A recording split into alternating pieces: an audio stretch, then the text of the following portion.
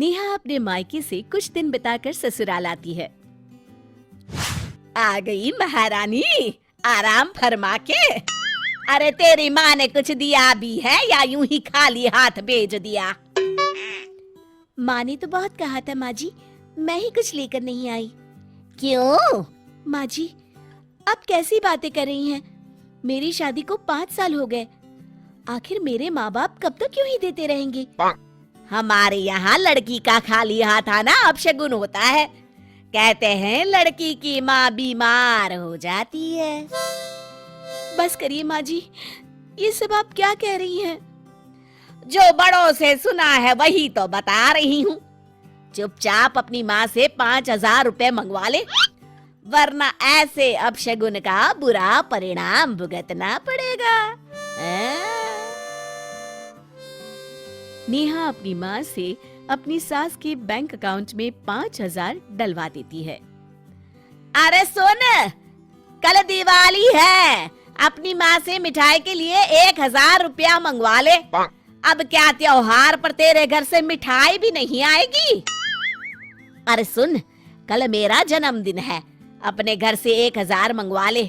इस बार तो मैं तेरे मायके के झुमके ही पहनूंगी। अरे सुनती है? अरे सुन, कल होली है, अपने भाई से कह के हम सब लोगों के कपड़े खरीदने के लिए पैसे भिजवा दे। कुछ दिनों बाद, अरे सुन, कल करवा चौथ है। करवा चौथ पर तो सास बहू दोनों की साड़ी बहू के मायके से ही आती है, ध्यान है ना? अपनी माँ से कह दे के 2,000 रुपए भिजवा दे।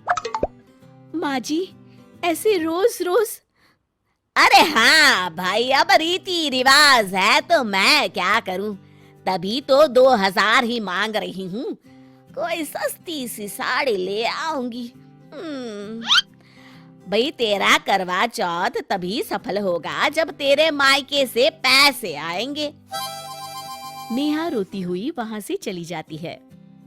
रमा आए दिन ऐसे कोई ना कोई बहाना बनाकर नेहा के माँ बाप से पैसे मंगवाती रहती है। देखो राहुल, आज फिर माँ जी ने मेरे घर से पैसे मंगवाए। कुछ जरूरी रिवाज होगा तभी माँ ने मंगवाए होंगे। राहुल, आप भी? अरे ऐसे रीति रिवाज किस काम के कि लड़की के माँ बाप अपनी बेटी भी दे और जिंदगी भर कोई कर्जा भी चुकाते रहे। देखो नेहा, तुम जानो और माँ जाने, मुझे बीच में मत लाओ। मुझे ही कुछ करना पड़ेगा। आखिर मैं अपने घर वालों पर कब तक इन लोगों की मांगों का बोझ डालती रहूंगी।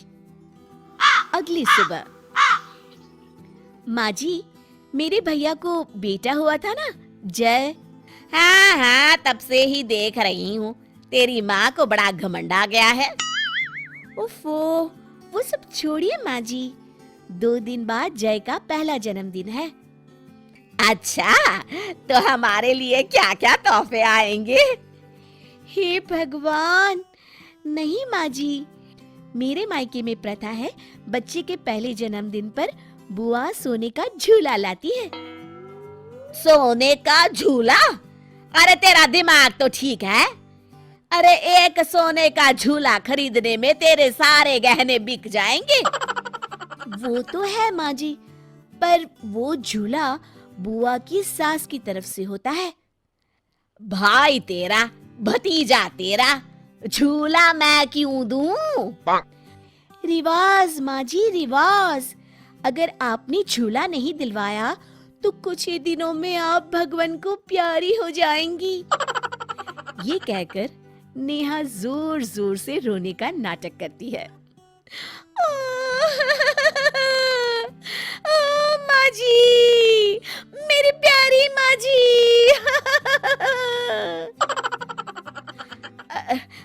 क्या पागल हो गई है? मुझे भरी जवानी में मरवाना चाहती है? नहीं माँ जी, तभी तो कह रही हूँ, आप एक सोने का झूला दे ही दीजिए, जान बची तो लाखों पाए। यहाँ तो जान बचाने के लिए लाखों गंवाने पड़ रहे हैं। सोच लीजिए माँ जी, आपका मन न हो तो रहने दीजिए, मैं दिल पर पत्थर रख के सोच लूंगी, मेरी कोई सास थी ही नहीं। रमा देवी तुरंत बैंक से पैसे निकालकर नेहा को दे देती हैं। जा अपने मायके जाके मेरी तरफ से सोने का झूला दिया। अभी तो मेरे पूरे बाल भी सफेद नहीं हुए और मुझे मारने पर तुली है। आप भी ना माँ जी, क्या क्या कहती रहती हैं। ठीक है, मैं आज ही चली जाती हूँ। अरे नेहा, तुम कहाँ जाने की तैयारी कर रही हो? और ये माँ क्यों रो रही है? आज उनका बैंक अकाउंट खाली जो हो गया है। मतलब? तेरे की, जाने दो भाई, तुम जानो, तुम्हारी सास जाने। सब रीति रिवाजों का चक्कर है। अरे छोड़िए जी, ये तो मेरे और माँ जी के बीच की बात है। ये लो माँ, मेरी तरफ से जय के लिए कुछ पैसे, आप जो ठीक समझे ले लीजिएगा। अरे नहीं नहीं बेटा, इतने सारे पैसे हम तुझसे नहीं ले सकते। क्यों माँ, आप तो हमेशा ही देती हैं, मुझे तो पहली बार मौका मिला है। नहीं नहीं बेटा, लड़कियों से। बस माँ, आज तक तो तुमने मुझ में और भैया में फर्क नहीं किया, फिर आज क्यों? रख लो माँ, ये तुम्हारे ही दिए हुए पैसे हैं। तभी नेहा का फोन बजता है। नेहा बेटी, इस बार अपने मायके से कुछ मत लाना। अब तेरी शादी को इतने साल हो गए हैं, अब ये सब चक्कर छोड़ देते हैं। अरे पर माँ जी, अपशगुन। अरे गोली मार ये शगुन अपशगुन को, इनके चक्कर में यहाँ दीवाला निकला जा रहा है। ठीक है माँ जी। शिक्षा, हमें दूसरों से उतनी ही उम्मीद करनी चाहिए जितना हम खुद दूसरों के लिए कर सकते हैं।